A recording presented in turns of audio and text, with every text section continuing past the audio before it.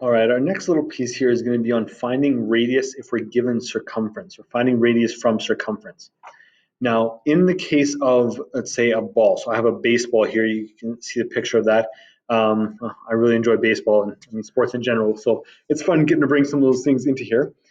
Sometimes the circumference of a sphere is given, or is the only thing that we can find, okay? And that would be when the radius or diameter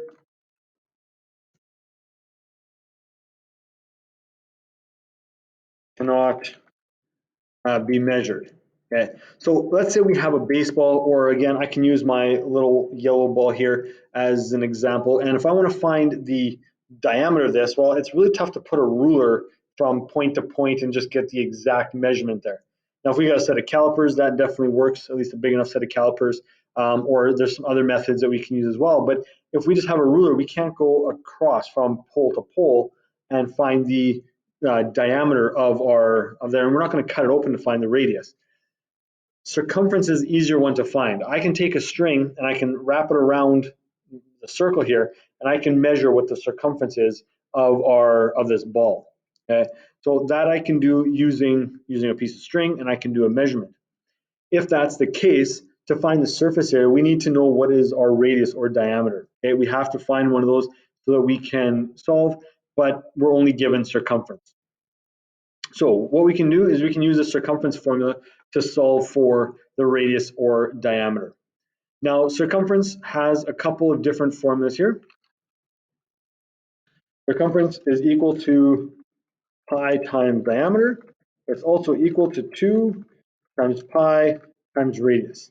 So those are our two equations. And I'm going to use this one here, the pi times diameter one for the most part. Solve for diameter, then we divide by 2 to come up with our radius.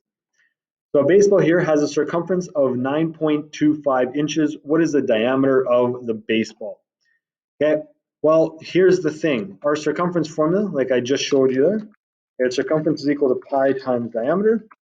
And what that means is that our formula here is circumference, which you know 9.25 inches, is equal to pi diameter. Well, if we want to find our diameter, we need to get it all by itself. We need to isolate that variable. Okay?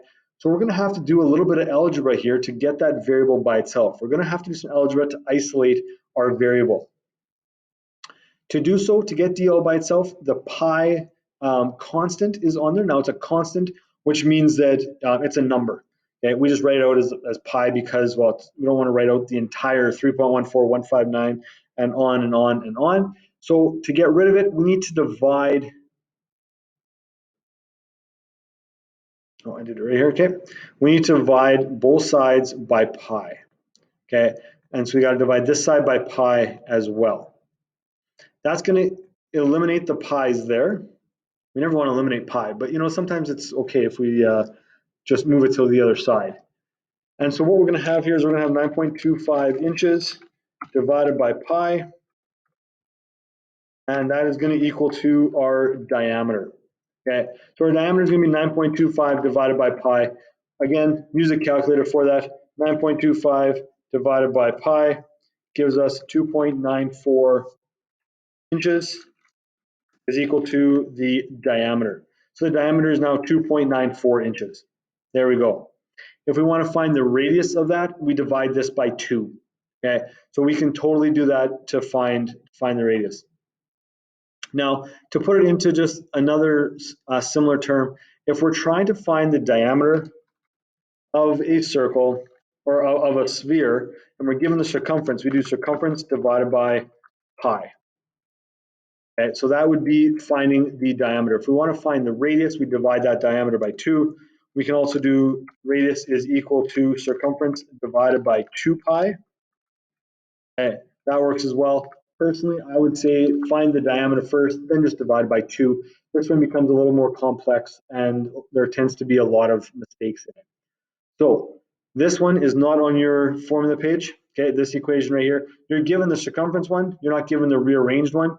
I would suggest putting that on your formula page because it will definitely come in handy if there is a question, or I mean, I should say when there's a question that has to do with finding diameter.